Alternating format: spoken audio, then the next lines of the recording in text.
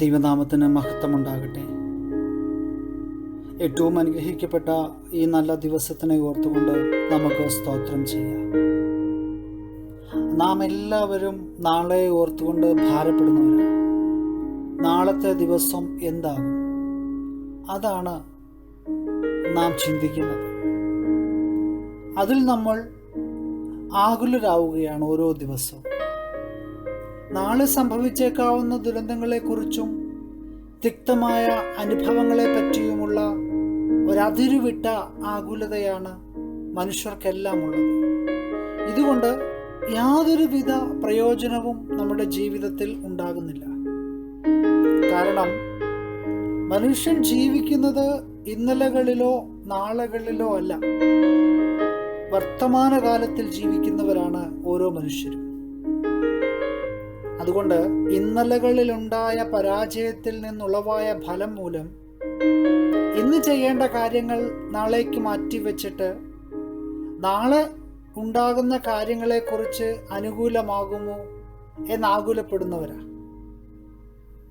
അതുകൊണ്ട് സഭാപ്രസംഗിയുടെ പുസ്തകം 11-ാം അധ്യായം 4-ാം വാക്യം വ്യക്തമായി നമ്മെ ഓർമ്മിപ്പിക്കുന്നത്, കാറ്റിനെ വിചാരിക്കുന്നവൻ വിതയ്ക്കയില്ല, മേഘങ്ങളെ നോക്കുന്നവൻ കൊയ്യുകയുമില്ല. കാറ്റിൻ്റെ ഗതി എങ്ങോട്ടെന്നും ഗർഭിണിയുടെ ഉദരത്തിൽ അസ്ഥികൾ ഉരുവായി വരുന്നത് എങ്ങനെയെന്നും നീ അറിയാത്തതുപോലെ സകലവും ഉണ്ടാക്കുന്ന ദൈവത്തിൻ്റെ പ്രവൃത്തികളെ നീ അറിയുന്നില്ല.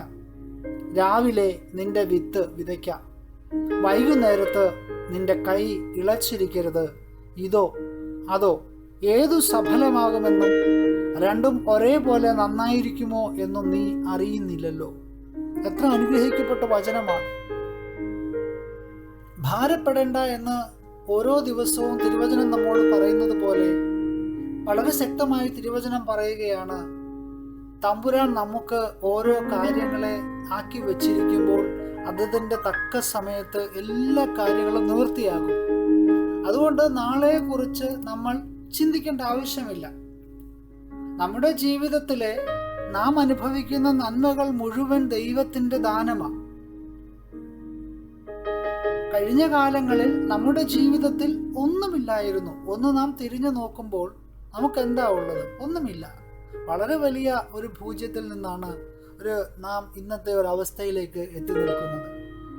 നമ്മുടെ ആവശ്യങ്ങൾ അറിഞ്ഞ് നമുക്കായി കടന്നു വന്ന് കരുതിയ കരുതൽ എത്ര പറഞ്ഞാലാണ് നമുക്ക് മതി വരുന്നത്. നമ്മുടെ എല്ലാ വിഷയത്തിലും തമ്പുരാൻ പ്രവർത്തിച്ചിട്ടുണ്ട്. നാം ചിന്തിക്കുന്നതിനുമൊക്കെ അപ്പുറം ഒരു വലിയ വഴികളെ ദൈവം നമുക്ക് വേണ്ടി തുറന്നില്ലേ? അടച്ച വാതിലുകൾ പലതും നമുക്ക് മുമ്പിൽ തുറക്കപ്പെട്ടതാണ്. അത് നമുക്ക് വ്യക്തമായി അറിയാം. നമ്മൾ മുട്ടുന്ന ഓരോ വാതിലുകളും നമുക്ക് മുമ്പിൽ അടഞ്ഞപ്പോഴും നമ്മുടെ തമ്പുരാൻ നമുക്ക് വേണ്ടി തുറന്ന വാതിലടയ്ക്കുവാൻ ഇന്നും ആർക്കും കഴിഞ്ഞിട്ടില്ല എന്നുള്ളത് സത്യം തന്നെയാണ്. നമ്മുടെ വഴികളിലൊക്കെ ദൈവത്തിൻ്റെ കരുതലും അത്ഭുത പ്രവൃത്തികളും നേരിട്ട് കണ്ടവരാണ്. സങ്കീർത്തനത്തിൽ പറയുന്നത് പോലെ, ശത്രുക്കൾ കാണെ നമ്മുടെ തലയെ എണ്ണ കൊണ്ട് അഭിഷേകം ചെയ്ത് പാനപാത്രം നിറഞ്ഞ് കവിയത്തക്ക രീതിയിൽ നമ്മെ മാനിച്ച ഒരു ദൈവം. ഒരു സ്ഥലത്തും പതറിപ്പോകുവാൻ നമ്മെ ഇടയാക്കിയിട്ടില്ല. തല ഉയർത്തിപ്പിടിച്ചു നിൽക്കുവാൻ ദൈവം ഇന്ന് വരെ ഇടം നൽകി. പ്രിയമുള്ളവരെ, ദൈവ കൃപയാണ്.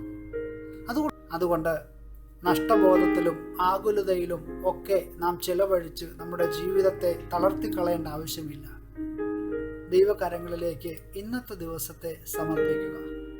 വലിയവനായ ദൈവം നമുക്ക് വേണ്ടി അത്ഭുതങ്ങളെ പ്രവർത്തിക്കും. ഈ ലോകത്തിൻ്റെ ഒരു വിഷയങ്ങളെ ഓർത്ത് ഭാരപ്പെടേണ്ട. നമ്മുടെ വിഷയങ്ങൾക്ക് ദൈവം പരിഹാരം നൽകും. നമ്മെ പരിഹസിച്ചവരുടെ മുമ്പിൽ കൊടി പോലെ ദൈവം നമ്മെ ഉയർത്തും. ഇല്ലാത്തതിനെ ഉള്ളതുപോലെ വിളിച്ചു വരുത്തുന്ന കർത്താവ് നമ്മുടെ സകല പ്രശ്നങ്ങൾക്ക് മറുപടി നൽകും. ഇന്ന് കരുതിയ ദൈവം നാളെയും നമുക്കായി കരുതും. നമുക്കായി നാളെ പുതിയ വഴികളെ തുറക്കും. കഴിഞ്ഞ നാളുകളിൽ നാം ഓരോരുത്തരും പ്രാർത്ഥിച്ച വിഷയം ഒരുപക്ഷെ നാം മറന്നുപോയേക്കാം. പക്ഷെ ദൈവം മറക്കാത്ത ദൈവമാണ്. രഹസ്യമായി പ്രാർത്ഥിച്ച നമ്മുടെ പ്രാർത്ഥനയ്ക്ക് മറുപടി പരസ്യമായി നൽകുന്ന ദൈവമാണ്. ഒന്നുമില്ലായ്കയിൽ നിന്ന് ഇതുവരെ കരുതിയ ദൈവത്തിൻ്റെ നന്മ അത്ര വലുതാണ്. വിശ്വാസത്തോടെ പ്രാർത്ഥിക്കാം. തല ഉയർത്തി തമ്പുരാൻ്റെ തിരുമുഖത്തേക്ക് നോക്കിക്കഴിഞ്ഞാൽ നമുക്ക് കാണുവാൻ കഴിയും അവൻ ചെയ്ത നന്മകൾ. അതുകൊണ്ട് ഈ പുതിയ ദിവസം ദൈവകരങ്ങളിൽ നമുക്ക് സമർപ്പിക്കാം. സന്തോഷത്തിൻ്റെ ദിവസമായി തീരട്ടെ. ഇന്നത്തെ ദിവസത്തെ ഓർത്തുകൊണ്ട് നാം ചിന്തിക്കുക, ദൈവം നമുക്ക് വേണ്ടി അത്ഭുതങ്ങളെ ചെയ്യട്ടെ. നാളെ ദൈവത്തിനുള്ളതാണ്. ഈ പുതിയ ദിവസം നന്മകളാൽ അനുഗ്രഹിക്കട്ടെ എന്ന് പ്രാർത്ഥിക്കുന്നു. ആമേൻ.